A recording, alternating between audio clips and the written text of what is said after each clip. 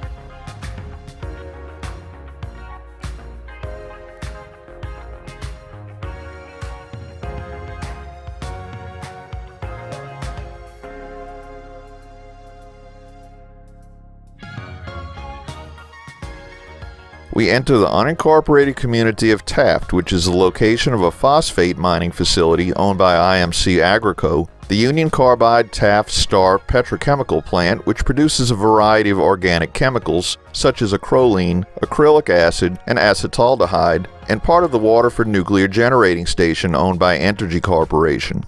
Taft was the original site of Our Lady of the Holy Rosary Catholic Church, which moved to Hahnville in 1963. However, the church cemetery is still located in Taft and used as a burial ground by the church. As of the 2000 census, the population of Taft was 0.